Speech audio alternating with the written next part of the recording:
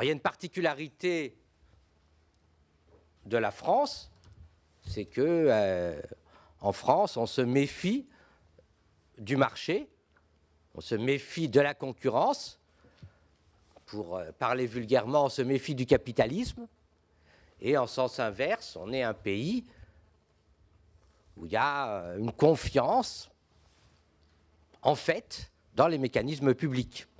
Il faut voir, par exemple, que la France est le pays du monde, pas un des pays, non, c'est même le pays du monde où le taux de dépenses publiques est le plus élevé. On est quatrième dans le monde pour le taux de prélèvement obligatoire. Et on n'a pas en France de mouvement anti-impôt. L'impôt est accepté, il rentre sans problème, ce qui est quand même une marque de confiance. On a en France une très grande confiance pour la sécurité sociale. On l'a vu par exemple, on voit par exemple en France, c'est le pays du monde où les retraités dépendent le plus des retraites publiques, ce qui veut dire que malgré toute la campagne des banques et des assurances pour semer le doute sur l'avenir de notre système de retraite, la plupart des Français continuent à croire que le système va perdurer. Et puis, dernier point, il ne faut pas trop croire, il ne faut pas trop demander de la confiance. On a besoin aussi de la méfiance et de la défiance, parce que actuellement, rien ne garantit qu'effectivement, les classes dirigeantes ont une stratégie pour la France satisfaisante pour la masse de la population. Donc la méfiance, la défiance est légitime.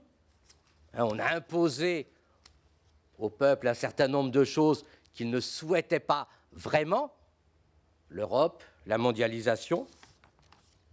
On a eu un certain nombre de trahisons. Par exemple, la finance a trahi. Elle promettait des rendements fabuleux. Et puis, au contraire, elle promettait un avenir radieux. Et au contraire, elle nous a enfoncés dans la crise. Au niveau des entreprises, un certain nombre d'entreprises ont des stratégies de délocalisation, des stratégies qui ne passent plus par l'emploi en France. Donc, on a des chefs d'entreprise qui sont fortement rémunérés pour organiser la destruction de l'emploi en France. Comment peut-on avoir confiance dans cette stratégie? On a un risque important que notre société se transforme en un millefeuille avec des couches sociales de moins en moins solidaires. On a les plus riches qui s'internationalisent, qui sont de moins en moins concernés par la France.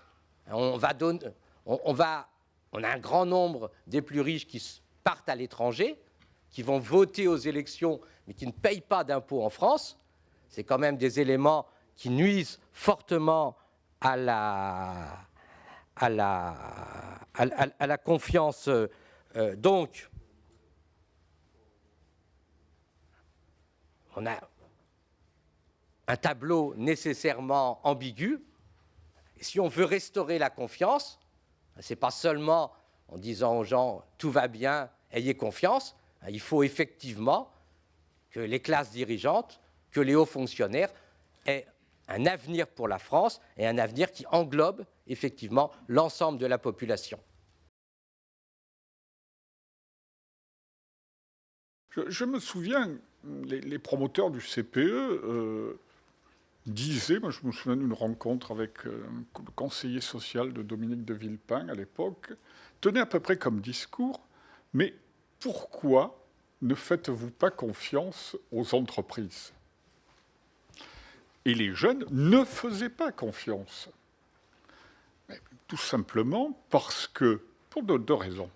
Parce que premièrement, le projet du CPE revenait d'une certaine manière à leur dire « on ne vous fait pas confiance. Vous allez devoir faire vos preuves avant d'accéder à une embauche stable. Vos diplômes, on n'est pas sûr qu'ils valent quelque chose. Il faut le prouver.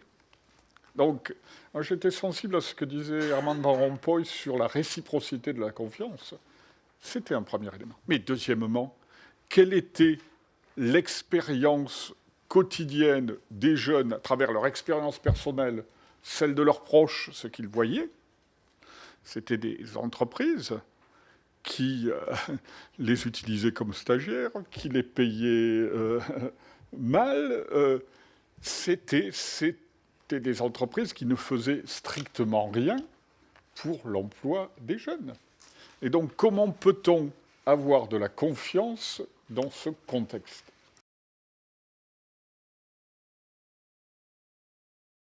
Le sujet de la confiance, c'est un sujet moi, qui est venu très rapidement dans ma réflexion sur le projet politique.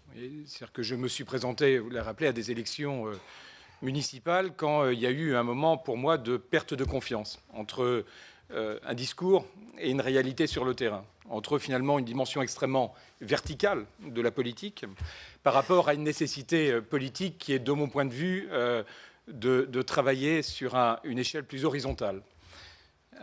Et donc, cette verticalité, qui était pour moi un sujet du coup de perte de confiance, une interpellation très forte sur la confiance vis-à-vis du politique, m'a amené à dire je ne fais pas confiance à cette approche extrêmement verticale qu'on voit dans le débat politique aujourd'hui, où on dit, voilà, lui, on va le mettre là, lui, on va le mettre là, lui, faites-nous confiance, on le désigne pour tel et tel territoire. Et finalement, la base de la confiance, c'est-à-dire la base de la confiance sur un territoire, c'est-à-dire la capacité, les uns et les autres, à se faire confiance mutuellement pour construire un avenir, construire un projet, développer quelque chose. Et donc, quand j'ai été élu, sur cette idée de crise, de choc, de mon point de vue, entre la verticalité des systèmes de pouvoir et des systèmes politiques tels qu'ils deviennent aujourd'hui, tels qu'ils évoluent aujourd'hui, et puis au contraire, vous voyez, la nécessaire horizontalité qui est à mon avis beaucoup plus puissante et beaucoup plus intéressante dans l'approche politique, ce que vous disiez tout à l'heure sur voilà, la politique qui est peut-être le premier champ d'exercice de la confiance. J'ai vu une sorte de crise de sens et du coup une crise de confiance, et c'est un sujet qui m'a amené dans les mois qui ont suivi mon élection à travailler, à approfondir, à écrire un livre sur ce thème, très imprégné par ce thème de la confiance. Sur comment restaurer la confiance, la conclusion pour moi, elle est dans la restauration des échelles par rapport à l'évolution. Et mon travail depuis 2 ans est de travailler sur comment aborder les problèmes de confiance et plus concrètement les enjeux économiques et sociaux par l'angle des territoires, en disant finalement le territoire, c'est le lieu, le premier lieu, c'est l'espace sur lequel on vit, c'est l'espace sur lequel la richesse économique, la richesse sociale, le lien se crée, et donc reprendre les grands sujets politiques par la proximité, par le territoire, par ce qui fait finalement le vrai lien de confiance. La confiance, on l'a d'abord par rapport à ceux avec qui on vit, parce qu'on les connaît, parce qu'on peut construire quelque chose ensemble, parce qu'on se dit, voilà, les solutions qu'on nous propose, qu'on nous impose, sur lesquelles on n'a pas notre mot à dire, ben finalement, elles suscitent effectivement d'abord de la méfiance, alors que les relations de proximité suscitent a priori d'abord de la confiance. Donc pour moi, on a un véritable retournement de modèle à opérer, c'est-à-dire sortir d'un système qui va du haut vers le bas, un système politique global, et reconstruire un système qui va du bas vers le haut. C'est la subsidiarité, c'est tous ces principes politiques qui sont, à mon avis, consubstantiels aussi de notre culture politique, au sens étymologique du mot. Et donc la confiance repartira si on reconstruit à la base en faisant confiance aux gens et en étant convaincu qu'il y a dans les relations et dans le tréfonds de nos territoires les conditions pour exercer à nouveau un projet de confiance.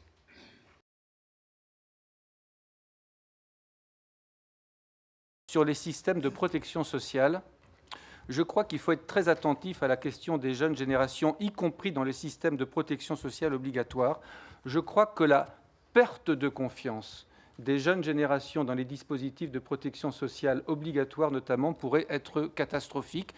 je le sens assez fortement pour parler de ce que je connais le moins mal, l'assurance maladie obligatoire. Lorsque vous expliquez à des jeunes générations qu'on a une CADES dans laquelle il y a 140 milliards d'euros qui ne fait que prospérer et embellir, ils s'interrogent à juste titre sur les efforts que nous leur demandons en se demandant si eux-mêmes seront à un moment donné, bénéficieront de cette société de réciprocité à laquelle je faisais référence.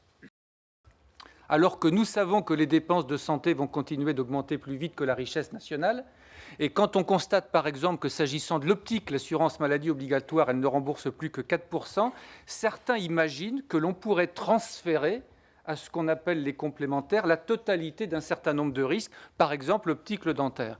Et c'est moi là où je dis attention, danger, parce que peut-être qu'économiquement on pourrait y trouver une logique, mais si les jeunes notamment, qu'on appelle à contribuer à un système de solidarité obligatoire.